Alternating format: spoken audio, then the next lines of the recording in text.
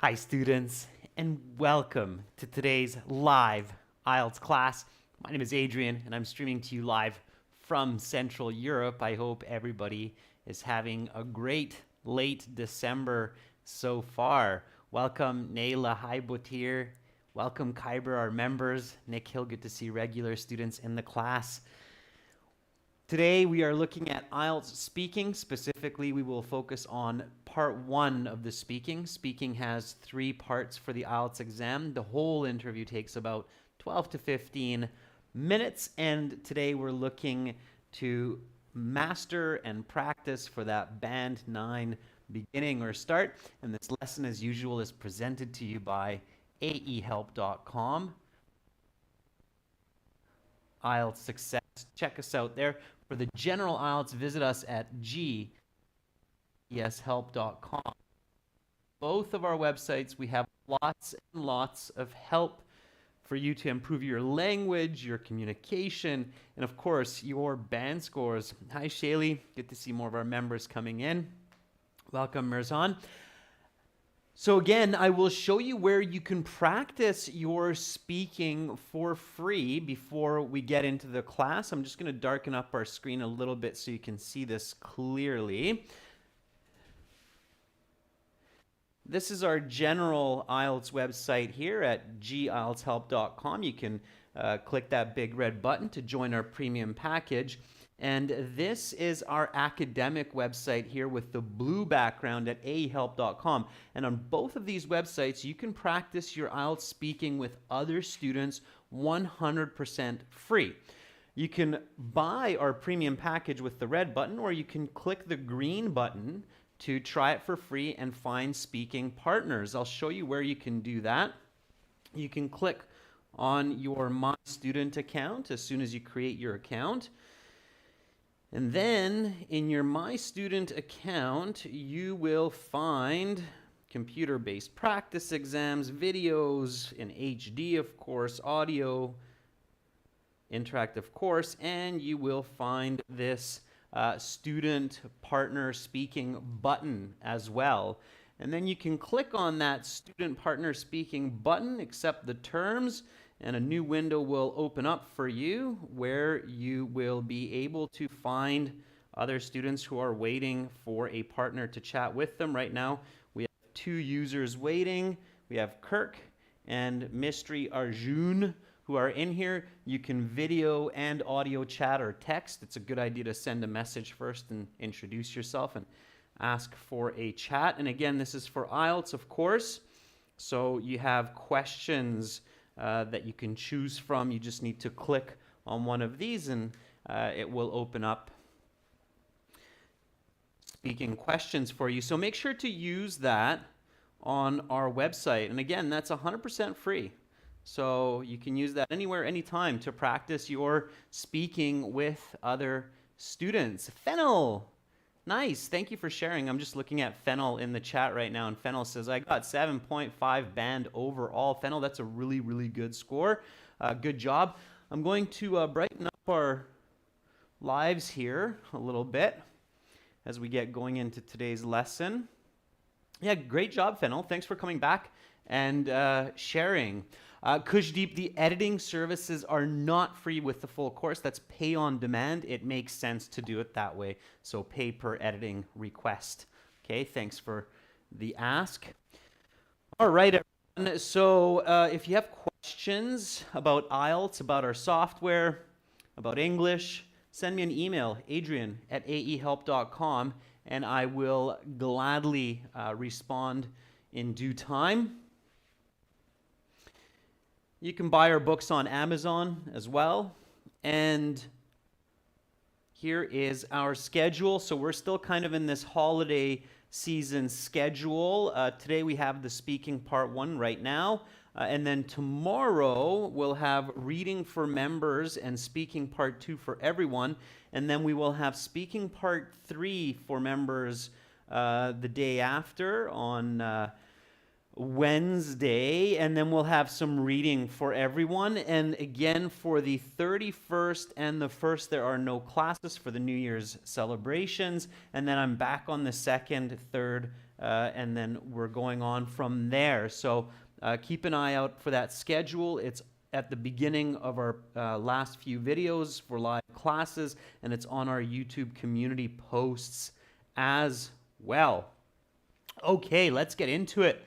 So you are going for your IELTS speaking interview. The speaking interview is done separately from the reading, listening, writing sections, and it is a 12 to 15 minute interview with a native English speaker or a professional teacher examiner who has very, very high English skills, not necessarily native, okay? So be ready for that.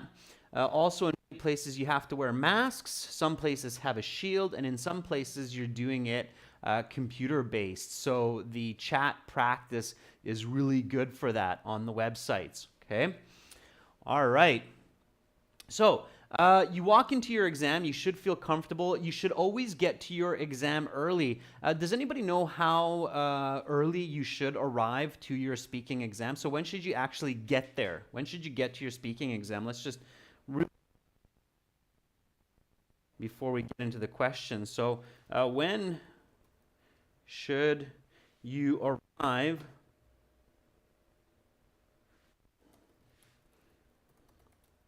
to your speaking exam? And Nuja says about 30 minutes. Shilly says half an hour to an hour before. Yeah, I would shoot for an hour, to be perfectly honest with you. So 30 minutes is minimum, but ideally an hour before your exam. Okay, just in case you have some problem with traffic or some other situations, then you're not in a rush. You can go to the washroom comfortably. You can remember to drink some water, and also you can practice before the exam. So this will give you time to be comfortable and to get in some very important last minute practice. Print out a couple of practice. You can do this from our website as well. Speaking question sheets. Print them out. So don't just rely on your phone, okay? I would recommend taking a piece of paper with you, okay? All right. And then speaking question sheets with you, okay?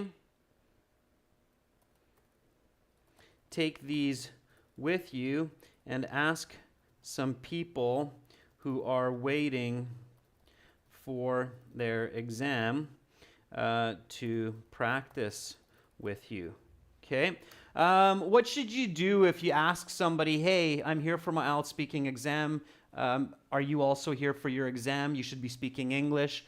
And they say yes, and then you go, great, I have some speaking questions with me. Would you like to do a little bit of practice before the interview? What should you do if that person says, no, I'm really nervous and I don't want to practice with you right now? Then what should you do? Okay, and this is, I know it sounds kind of funny and it sounds like a rhetorical question, but it is important. Okay? All right? So, all right. Gangster, it depends on what kind of test you're using. If it's an official Cambridge exam, who's administering the exam. But there's no guarantee, but it's a good sign. Okay? Zane says go straight into the test room. Nick Hill says find another one. Absolutely, that's what you should do. So if a person denies you, just find someone else. Okay, someone will be happy that you asked them. Someone will be very glad that you asked. Okay, all right. And note that this will also help build your confidence when you go into the exam room as you are confronting other strangers before your examiner. Okay, so one of the biggest problems why students lose marks and they don't do as well as they do in their mock exams is because they're really nervous. It's a new environment. It's maybe an intimidating examiner who's got a thick British accent, kind of a very stern feel and sound. And if you ask some strangers to practice with you before your exam, that will also help build your confidence so that when you go into that exam room, then you will just be that much more confident to meet another stranger and be like, okay, I'm good now, I'm confident. So make sure you do that, okay? All right, so just some important tips there for you to follow on exam day. Now let's get into a little bit of practice and then I will give you more strategy as we progress in today's class. So you walk into your exam room, you're feeling confident, and the first question the examiner will likely ask you is, may I see your identification? Always practice this question so you come out of the gates strong. It means you have a really strong start. Okay? So, may I see your identification? Practice answering this in different ways. Be natural, be really fluent. Kyber says, yes, here is my passport, which I used for registration. Please have a look. That works. Again, practice fluency. This is speaking, everyone. So make sure to speak in this class and repeat. Okay? Copy my pronunciation, my intonation. All right. Zane says, yes, sure, here it is. Yeah, Zane, that works. Just make sure that you show fluency as much as possible when you get into the other questions. Okay. Rose says, sure, this is my passport that I used for registration. Please have a look. Nick Hill says, certainly, here's my passport that I used to register for this exam. Please have a look. Yeah, different ways. All of them work. My pleasure. Here is my passport, which I used for my IELTS application. Please take a look. Here's another way. Okay, just repeat after me. Students, practice questions and answers, okay? Practice questions and answers. So here we go. Repeat after me. May I see your identification? My pleasure. Here's my passport, which I used for my IELTS application. Please take a look. Already I'm showing fluency, some nice grammar. That's how we do it, okay? Bharat says, definitely, sir. Here's my passport that I used to register for this exam. Yeah, that works. All right. And then the next question will be, what is your full name? Again, have a nice, clear, fluent answer for this one. So what is your full name? Give your full name. Give it the same way as it is in your passport or your ID. They're looking to match that for their papers, okay? All right. Rashika says, here's my passport that I used to register for this exam. Please have a look. Carolina says, my given name is Carolina and my family name is Asanyo. Please just call me Carolina. Good. Yarabisha says, Yarabisha Yanur is my complete name. Please call me Yarabisha. Okay, Yarabisha, make sure you mention that because they're not always sure. Okay, so please call me by my given name, Yarabisha. All right.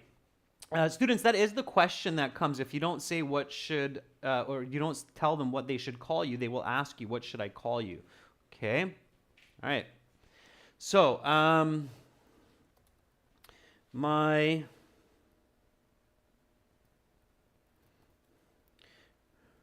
first name is Sarah. My middle name after my father is Mohammed. And my family name is Al-Zahrani.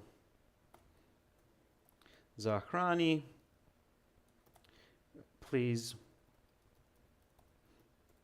just call me Sarah. Okay? And you might even say something like, as it is written in my passport. Okay, that shows the examiner that you've really practiced and you're familiar with the exam. You paid attention to get ready for the exam, and that also gives a bit of comfort for the examiner going into the test. So here we go. Repeat after me. What is your full name? Now, when you give a long answer like this for a simple question, make sure you're fluent. Otherwise, the examiner will get really nervous that you're dragging out your language without clear fluency. Okay, so here we go. My first name is Sarah. My middle name after my father is Muhammad. And my family name is Al-Zahrani, as it is written in my passport. Please just call me Sarah. Okay, Sarah. So the speaking has 3 parts. I will give you instructions for each. Here is your identification back. For part 1, I will ask you a couple of questions to get to know you better and some questions on a general topic. Where do you live? Okay, it's a very common one. It's an easy question to get you feeling comfortable and warmed up. So, where do you live? Shaylee, they will not jump to the next question if you're fluent enough. There's no way somebody would interrupt me with that fluency that I'm showing you. It's just awkward, so they would let me finish. But you have to be fluent, okay? That's why I keep saying you have to be fluent. They only jump to the next question if they feel like you're going off topic, you're lacking fluency, or you're repeating yourself, okay? So Ois says, I live in a 3-bedroom flat with a living room with my family in Bukrus, besides the Forat River, about 30 kilometers from the downtown Derzor in East Syria. Okay, Ois, very nice and precise. A little bit of grammatical correction there, so pay attention to that. Carolina says, I reside in a 2-bedroom apartment in the heart of Buenos Aires, the capital of Argentina, with my lovely doggy. What's your doggy's name, Carolina? Give the doggy a name. My lovely doggy, Sparky. Okay, we would finish it naturally that way. Atika says, currently I live in Saudi Arabia, but originally I'm from Sudan. Okay, Atika, and where do you live in Saudi Arabia? So in Jeddah, Mecca, Riyadh, which city? Maybe tell me whether you live in a house or an apartment. So be specific, okay? All right. So I'm going to go back and give you a couple notes here that came up as we were doing this, all right? So one of our members, Shaylee, says, well, the examiner is really fast and interrupts me. Okay, here we go. So keep this in mind. IELTS is an English proficiency exam, not an ESL exam. That's a very common mistake that people make, okay? That they think it's an ESL exam, like what you have in school when you're learning English as a second language. It's not. Okay, it's an English proficiency exam, which means how good are you at English. Doesn't matter if you're a native speaker or if you're a non-native speaker. Okay, keep that in mind. All right, so this means the examiner will be just as fluent and natural with you as when speaking to any native speaker. Now, here's the key. This means the examiner will interrupt you if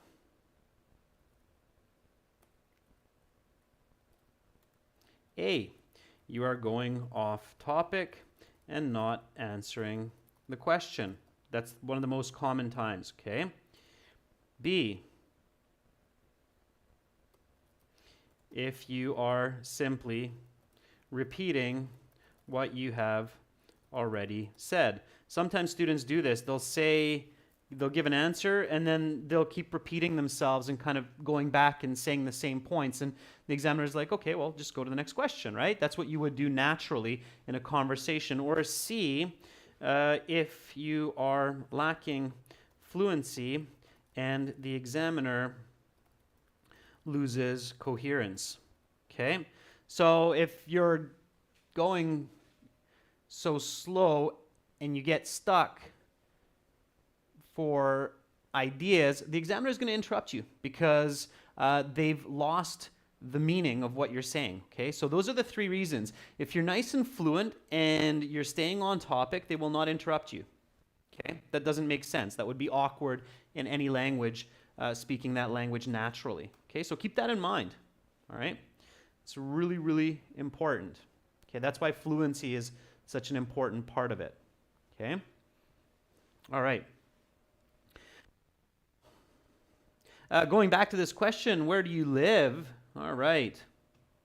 Again, nice and fluently, you can answer this in detail, okay? And details are important. So again, give details, okay? That's how you pick up band scores for vocabulary, grammatical range, and accuracy. So I'm living, I decide to use a progressive here. So I'm living in a 2-bedroom flat in the heart of Budapest, Hungary, with my lovely wife and daughter, just a stone's throw from the Danube River. Okay.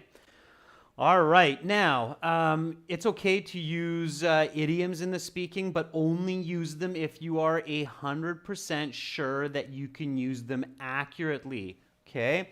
So here I'm using a couple, and these work well for this type of question. Okay. Repeat after me. Where do you live? Living in a 2-bedroom flat in the heart of Budapest, Hungary, with my lovely wife and daughter, just a stone's throw from the Danube River. Just a stone's throw means very close. Okay.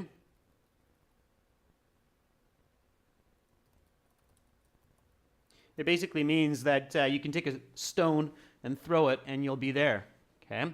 So a stone's throw away. It means you're close. Okay. It's an idiom which means that you are close. Of course, students, as you hear new words in today's class, new expressions, vocabulary bank, write them down, them, say them, make use of them ASAP, okay, as soon as you can, just so that you can integrate, work them into your vocabulary base, okay? All right, next question, here we go. So, how do you go to work or school? And please answer. I will try to find different responses from different people each time. So if I miss yours, don't threat. I will try to catch you the next time, okay? All right. So how do you go to work or school?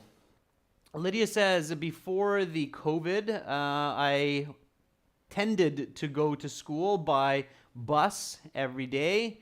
My journey to school took about 10 minutes. I arrived at 8 a.m. But nowadays, I started getting my lessons at home via online learning. Okay, very good. Nice. Nice answer. Good details.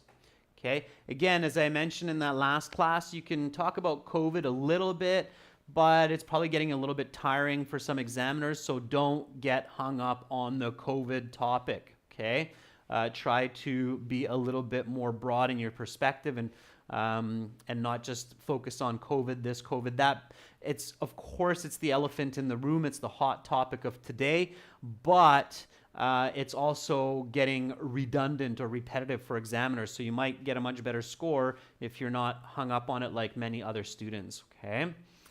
Moria says, I prefer going on my Duke RC 390 to my school as it's not only enjoyable riding my own bike, but also saves me a lot of time instead of waiting for the college bus to pick me up and drop me back. Okay, very good, Moria. I like it. I like the details being original. That's good. Lepay Yan says, I walk to school frequently as I live near my school, just 2 blocks away from the academic building.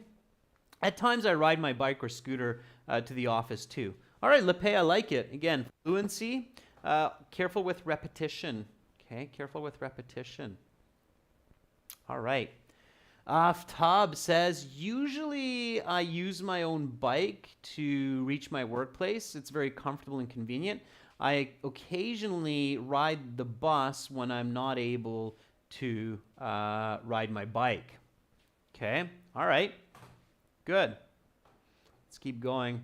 I can see the internet's a little bit choppy. I mean, we are in the holiday season, so a lot of people online right now contacting their family and friends all over the world. So you definitely might need to be patient in some areas where the internet connection might be slow. That's common during the Christmas New Year's season in the West. All right.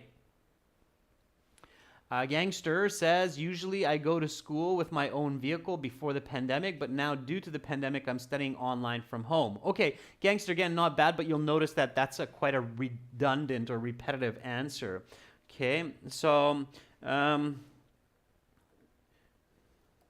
Monday to Friday, I get to my downtown office on my electric scooter. It is a fantastic mode of transport as it's quick and I never have to worry about parking. It takes me just 10 minutes door to door. All right, here we go. Repeat after me. So, how do you go to work or school? Monday to Friday, I get to my downtown office on my electric scooter.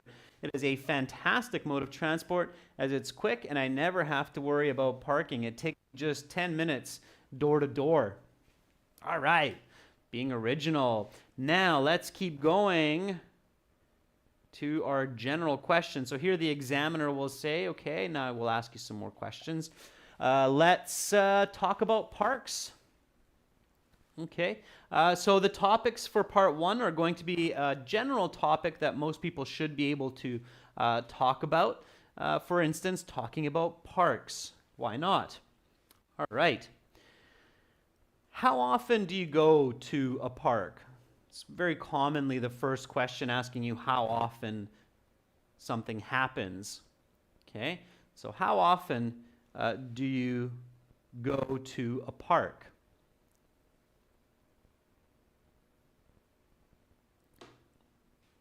Give me a nice full sentence answer for this one. Now, when you're giving answers and you're practicing at home, always practice answer plus explanation plus example. Okay, that should be your foundations for your nice high band score. All right. Okay.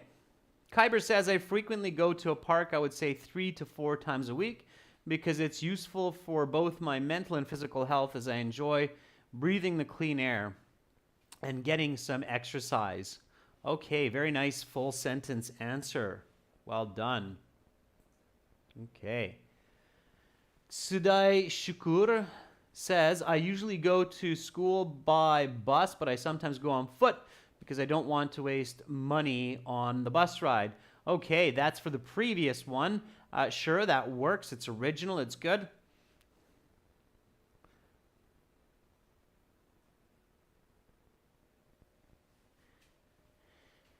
Chintan Patel says, I'm ardent to go to the park every morning. It keeps my mind optimistic and keeps my head above the water to release my stress from my work. Okay, Chintan, careful with your use of idioms, especially overuse of idiom. Keeps my head above water, awkward in this context, okay? For a native ear, that would be kind of like, it's a misplaced idiom. So with misplaced idioms, be very, very careful, okay? Instead of ardent to go to the park every morning, I would say adamant. I'm adamant to go to the park every morning. It sounds better, okay? All right, Van Fum says, well, I frequently hit the park, which is near my home, for recuperating and enjoying some green space, although I'm quite up to my ears in work. Okay, again, really careful, students, with idioms that are awkwardly placed. So, Van The first one is okay. So where you say I hit the park near my home, that's okay. That one's, it's not perfect, but it's okay. I usually hit the gym or I hit the running track, okay? It's something that we do with great activity, okay? Or I hit the swimming pool. When you hit something, it means you do it very actively. The park, if you're just strolling around, you're not really hitting the park. You're just strolling around, okay? Now that last idiom where you say, I'm up to my neck in work, it's off topic. Those are the kinds of places where the examiner will interrupt you because it's, I'm not asking you, what you're doing with work or how much work you have. So that's kind of going off topic and it sounds like you're forcing that idiom. So be careful with that. Afaf says, well, to be honest, I usually do not go to the park because I'm literally indulged in my studies, but I go there once in a blue moon when guests come over. Okay, Afaf, again, same idea here. You want to be on topic, okay? Students, don't use expressions like, well, to be honest. They're awkward. They're overused, okay? I hope you're honest. I mean, you're in an IELTS exam. Why wouldn't you be honest about a question of how often do you go to a park? It's just, it's a filler, okay? So avoid unnecessary fillers. You can use fillers, but not unnecessary ones, all right? So you should always be honest. So here we go. When you answer a question like how often, give quantitative and qualitative information. So I frequently go to the park. I would say 3 to 4 times a week.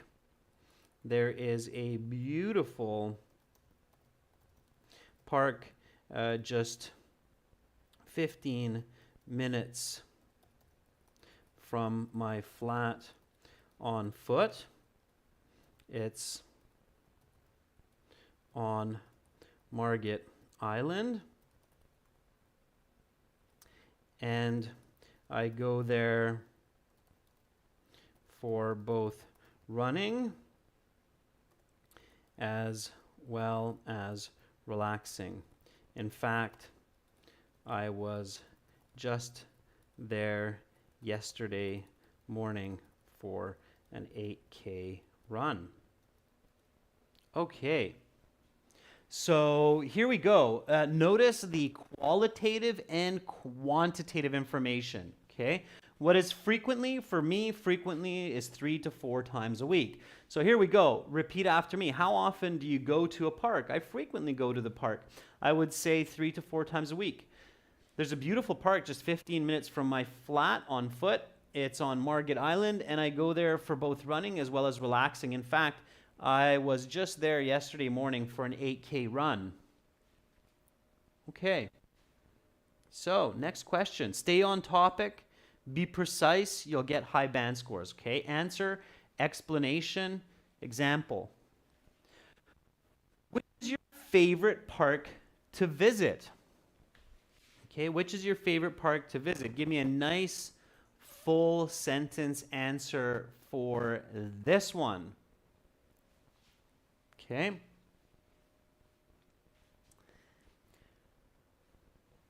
Stuti says,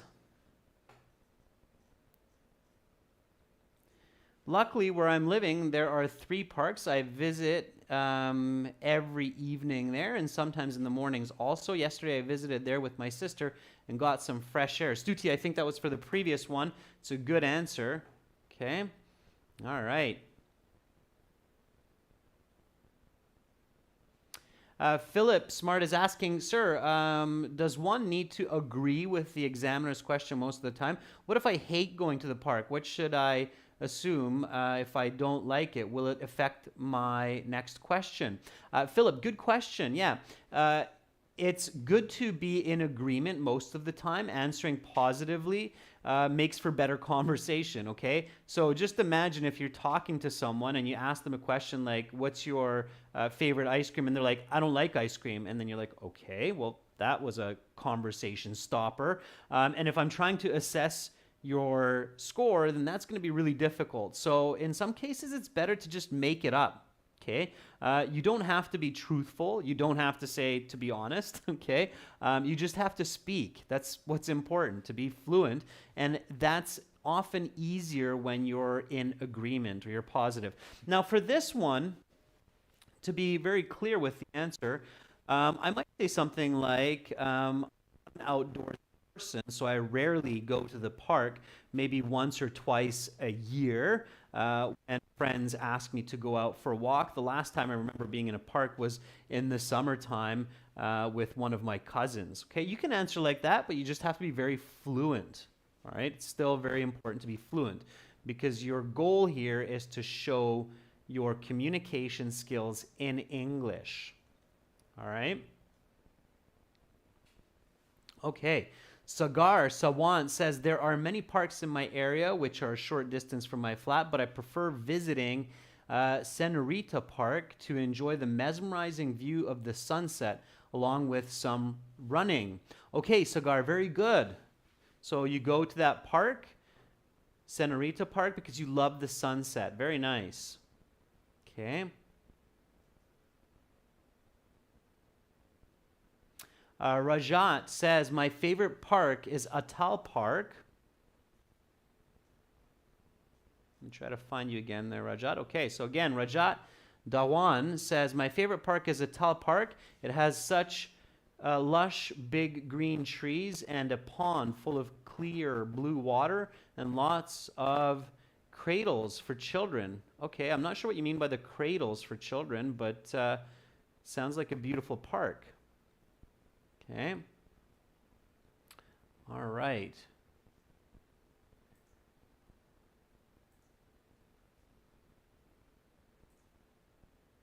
Okodua says, my favorite park to visit is the park close to my children's school.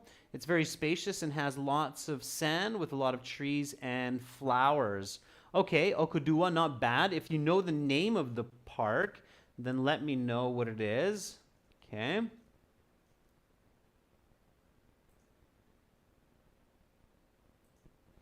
All right. Let's see some more here. Okay, so here's my answer coming up. Which is your favorite park to visit? The park I love going to the most is called Beacon Hill Park in downtown Victoria, Canada. This park not only has a diverse flora with loads of beautiful flowers, but also many different kinds of animals like peacocks and squirrels.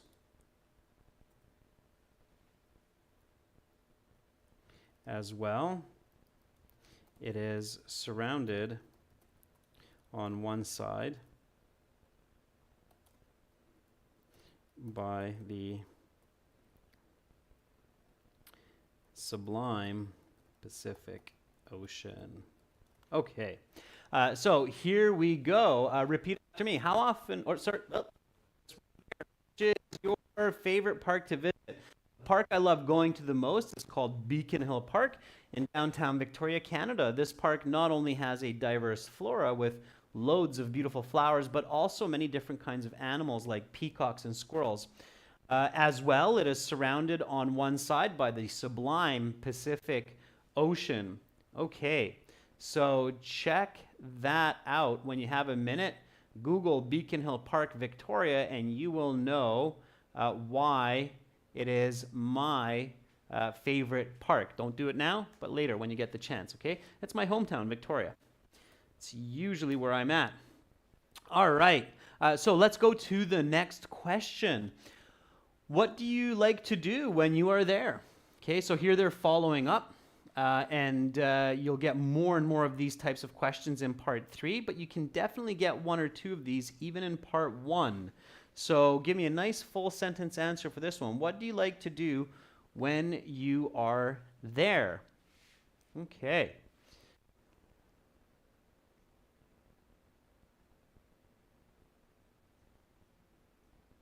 So Lydia says, as I mentioned previously, I'm a nature lover.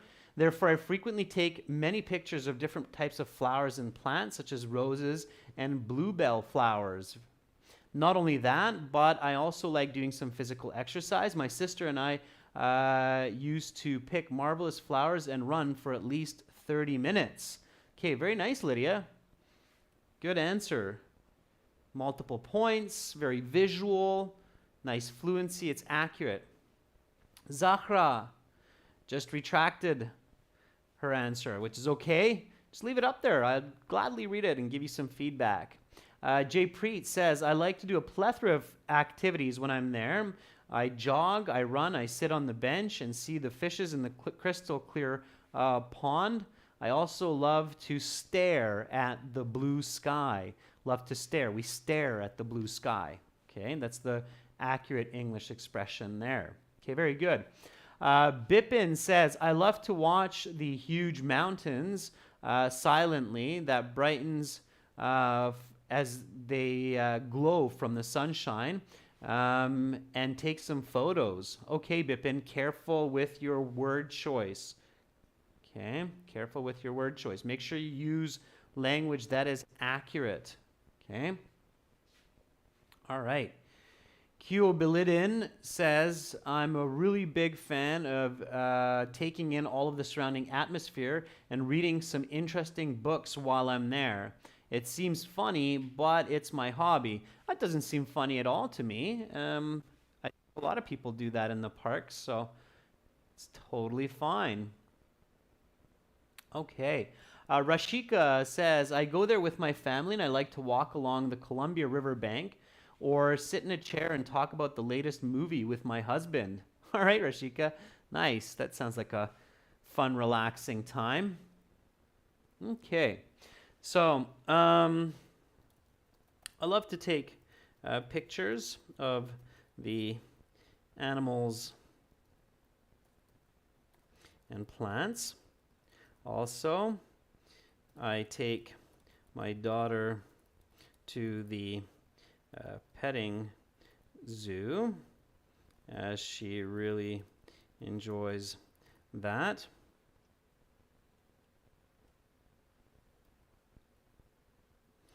In addition,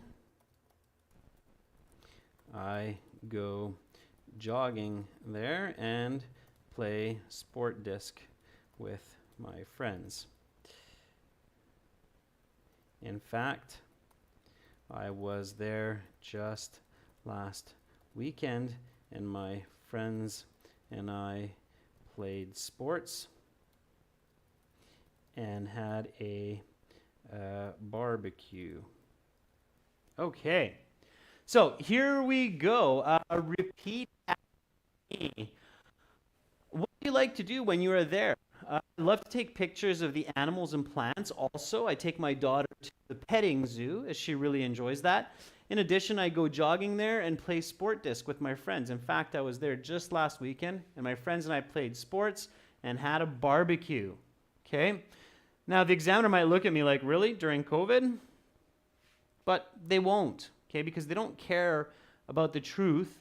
If they ask, then you can say, yeah, but we were social distancing the whole time and we were outside, okay? Again, they just care about your fluency, all right? Okay, here we go. Next question. Have parks changed since you were a child, and in what ways? Give me a nice full sentence answer for this one. Again, answer, explain, example, and hint, hint, you should reflect the grammar of the question. So identify what kind of grammar the question is using and then reflect that in your answer. Okay? So have parks changed since you were a child, and in what ways? Okay? All right. Sharzu Rai says, when I was small, well, let me see if I can catch it. When I was small, the parks used to be smaller with only trees and flowers, but now the parks are spacious with tons of unique flora and playgrounds for children. Okay, nice. All right, so parks have gotten bigger. Okay, use the present perfect. Parks have gotten bigger. Kale Kuzaman says, when I was a child, I went to the park with my parents at that time.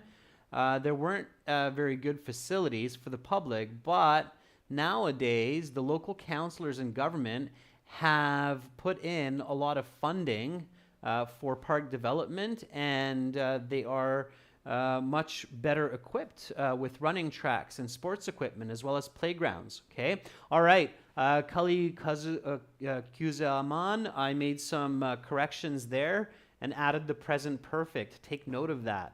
Okay. Yarabisha says, yeah, absolutely. It's getting easier to import various kinds of crops and flowers, and the managements of most parks tend to be complete with their own plants compared to the past when I was in a child. Okay, Yarabisha, I'm a little bit unclear of what you're saying there. Consider revising that. Okay.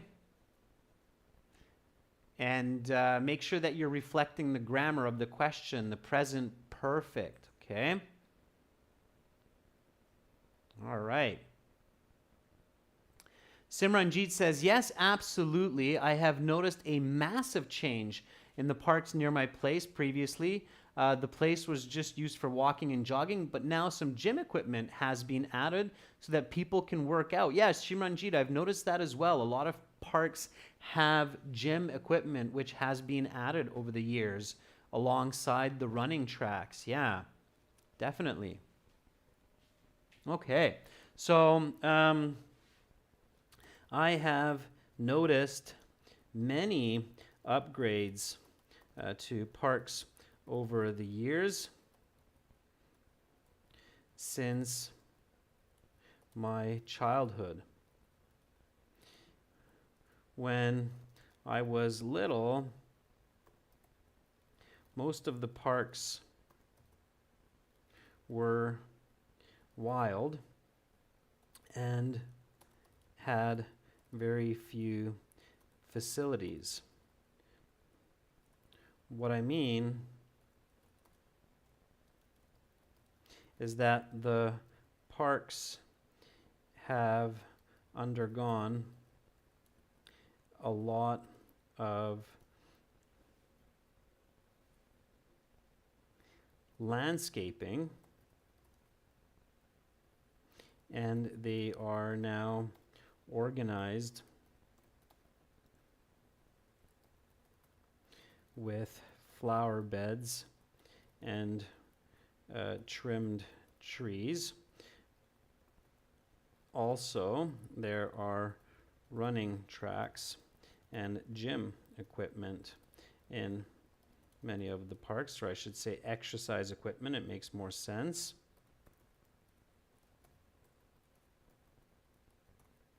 In many of the parks that hadn't been there 20 years ago. Okay, so again, quantitative language like 20 years ago helps to improve scores, and making sure that you have the present perfect when the question is present perfect. That's really, really key. Okay, so here we go. Repeat after me. Have parks changed since you were a child, and in what ways? I have noticed many upgrades to parks over the years since my childhood. When I was little, most of the parks were wild and had very few facilities. What I mean is that the parks have undergone a lot of landscaping, and they are now organized with flower beds and trimmed trees. Also, there are running tracks and exercise equipment in many of the parks that hadn't been there 20 years ago. Notice my negative use of the present perfect. That kind of language, you pick up points for grammatical range and for using complex language. All right, So students, here's a couple more questions for you to practice at home, maybe on our websites with some new speaking partners. What is your favorite part of nature and why? Do you do anything to protect nature? If yes, what? Those are some good questions. You can go to ahelp.com and glshelp.com, sign up for a paid or a free account, and then find a speaking partner practice with. Make sure to pay attention to all of the tips and strategies that I gave you in today's lesson. And again, tomorrow I will be back with some reading and speaking. So make sure to join me. And until then, definitely check out our websites. You can download and link our apps, Academic IELTS Help, General IELTS Help. They will definitely help you improve your band scores. Thank you so much for your effort, for your input and sharing today. Stay healthy, stay strong. And remember, you're all beautiful, brilliant people. If it's late in your country, get some sleep, get some rest. Wake up fresh and full of energy the next day. I'm Adrian. I'm signing out from Budapest for now. You're very welcome, everyone. Bye-bye.